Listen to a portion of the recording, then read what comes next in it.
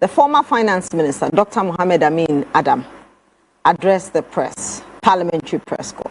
He was very emphatic that the NPP never implemented betting tax, and that is where everywhere went haywire.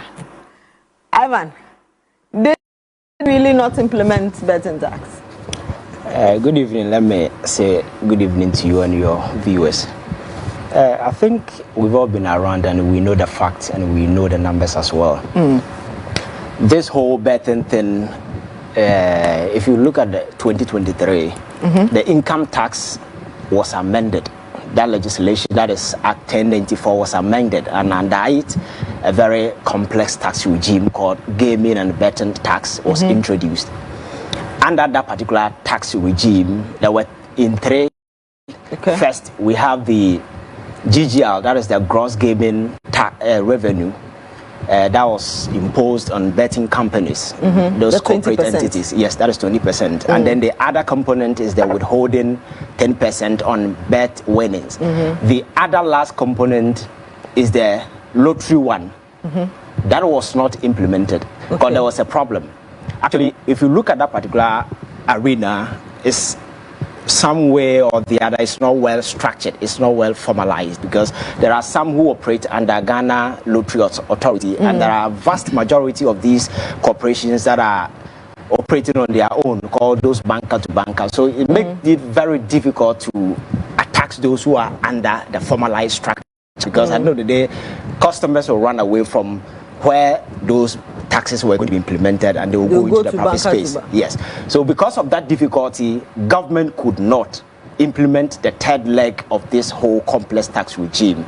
So for a former finance minister who is privy to some of these facts, for at the time he was making that particular, he knew, he was privy to the fact, to go and tell Ghanaians that we didn't actually implement the betting tax.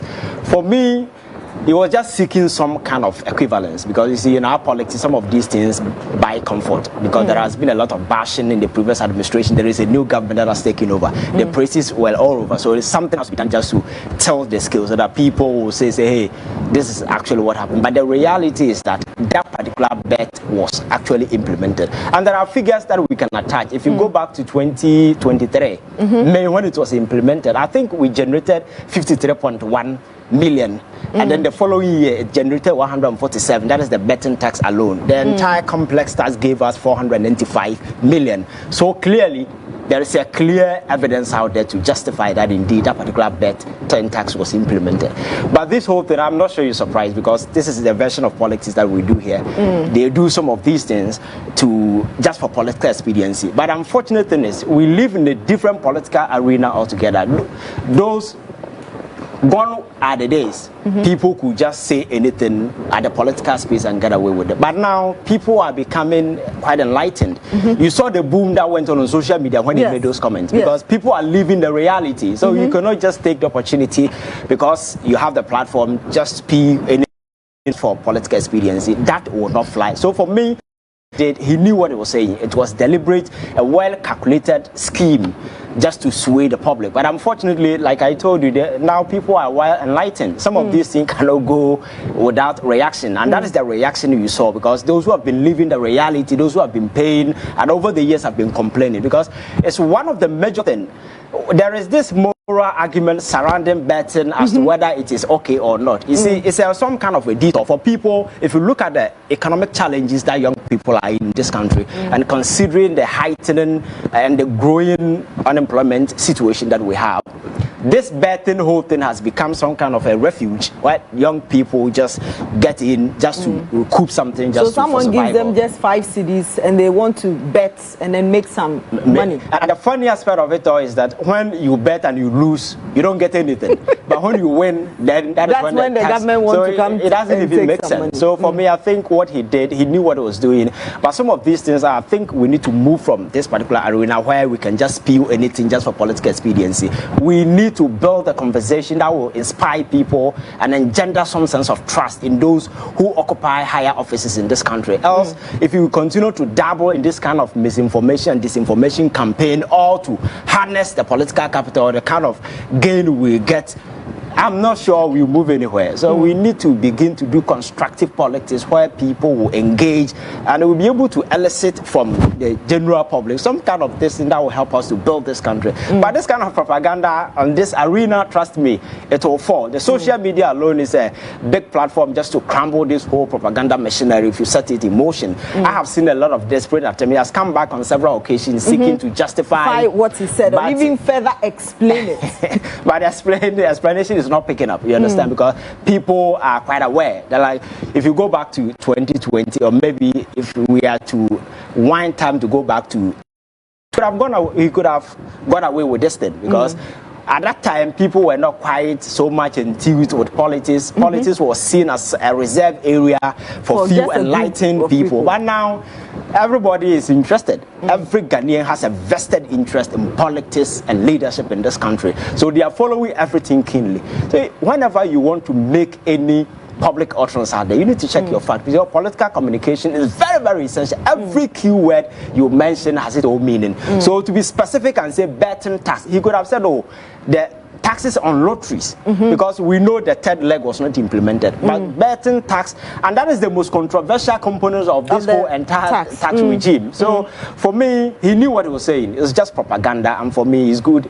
It has just fallen apart. And in case you didn't watch the former finance minister, or you've forgotten what he actually said, listen to Dr. Amin Adam. Ladies and gentlemen, betting tax that they said they have abolished. We never collected betting tax. We never implement the betting tax. So to come and tell Ghanaians that you have abolished something that was not implemented, it is deceiving the people of Ghana. And you see the number of people who are behind him. That is actually the part I was going to make. I saw Dr. Gideon Boako. Yes. I saw the former Minister of State at the Finance Ministry. She was nodding. Yes. And these were people who were on Dr. Baumia's campaign. Yes. When Dr. Baumia himself said he was going to abolish betting tax if he becomes president. Yes. And you see, in politics and leadership, one thing that is key is integrity.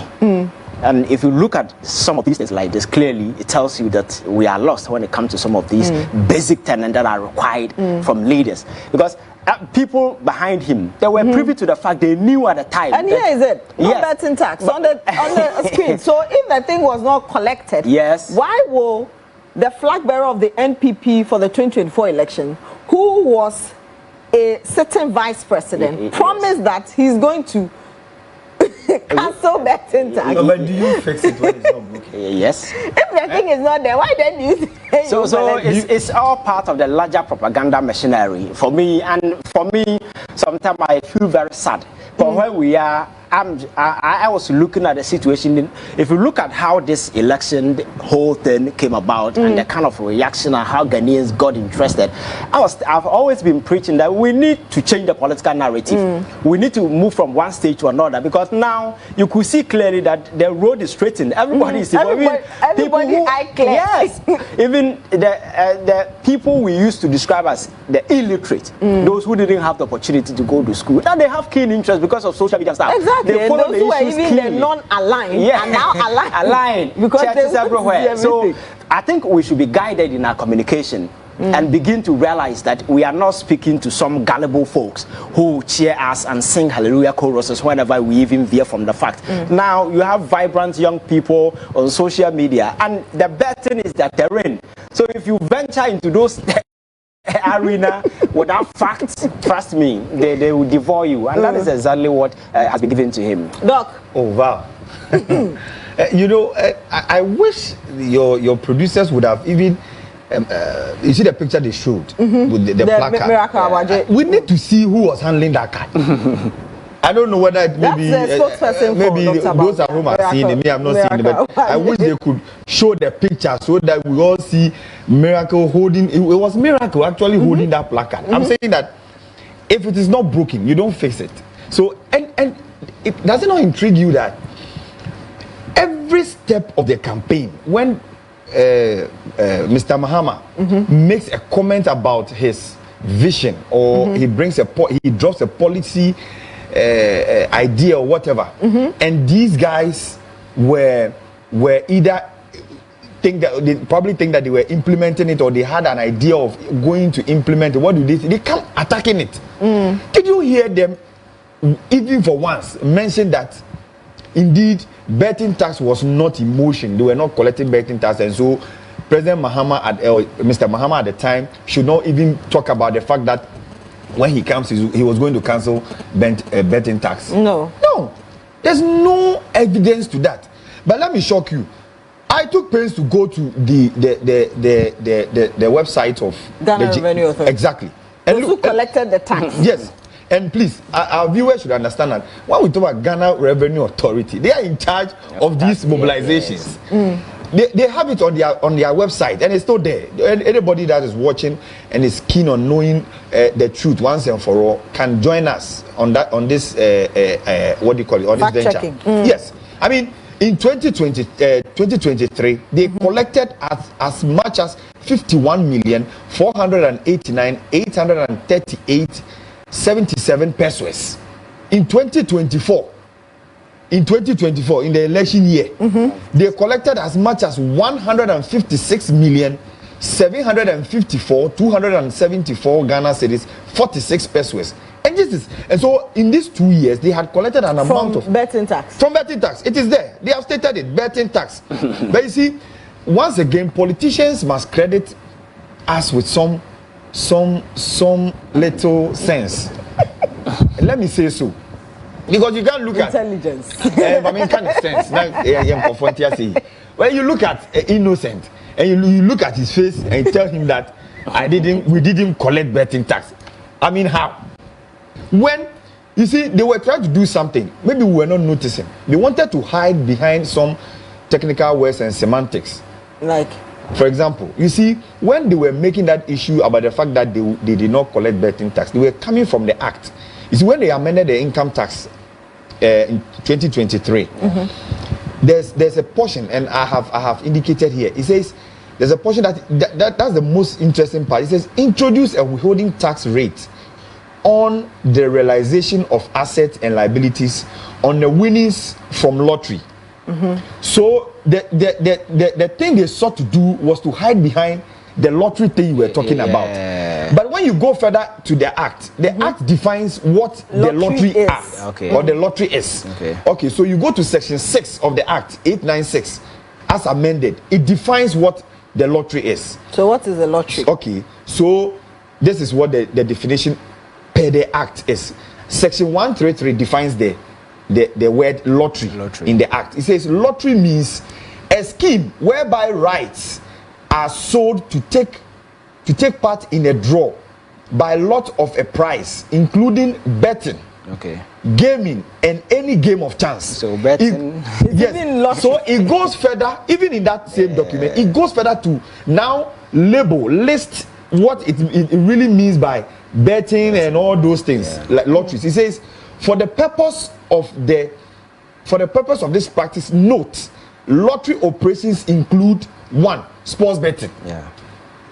2. Casinos, route operations, a lot of them, including this our banker to banker and all that. So that was what they were trying to do. They thought that Ghanaians were all gullible. You know, so that is why, I mean, it hurts me that some of our politicians are so disingenuous. They will not even, they can even look at the Ghanaian people after going through this embarrassing situation in an election. You think that we are still gullible to the extent that you mount a political platform and still tell us some of these things.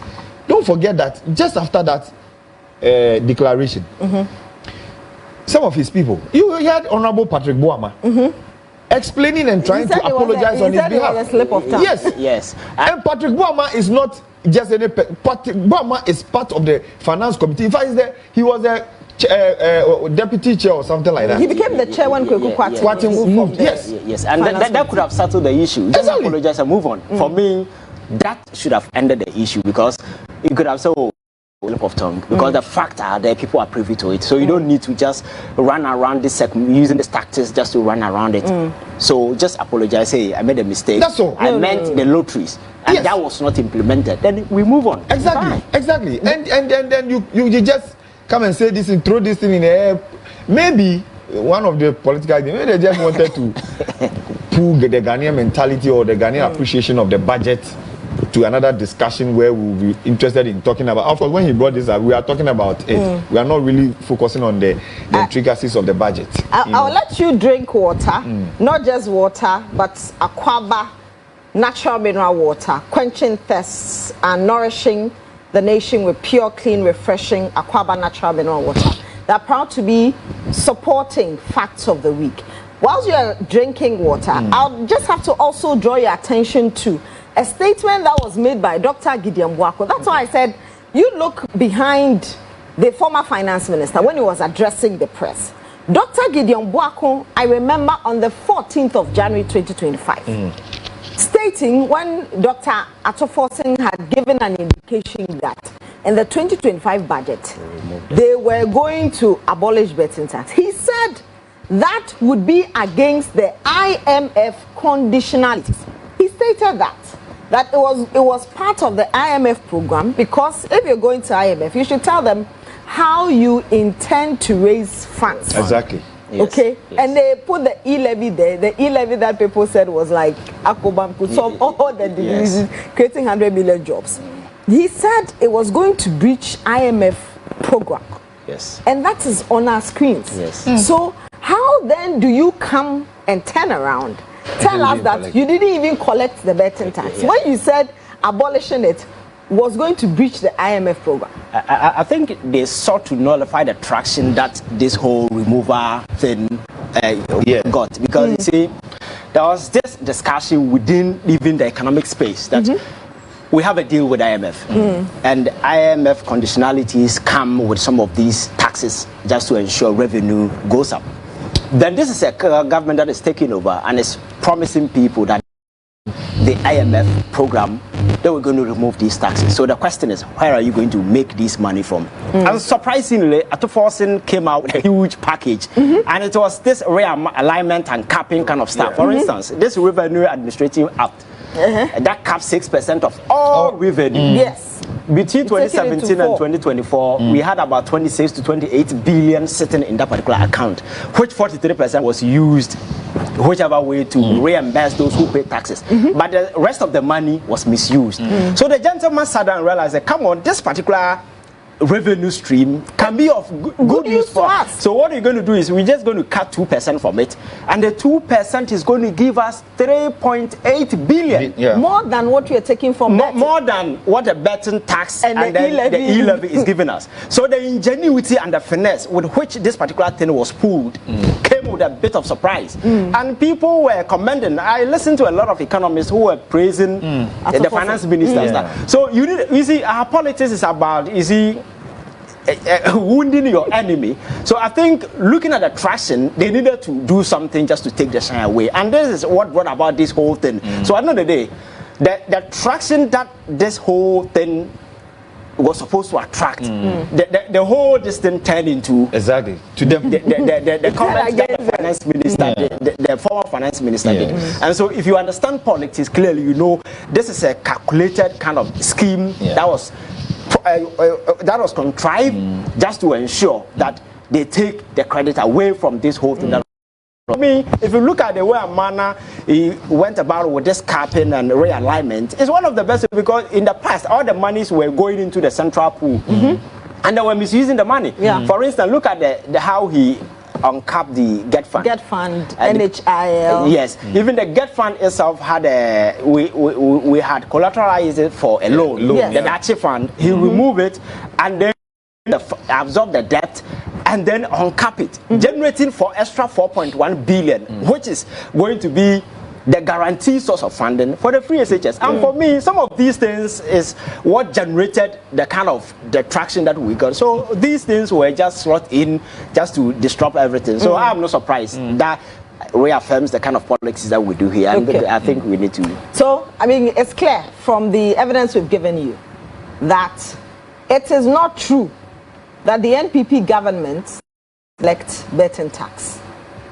It is a lie.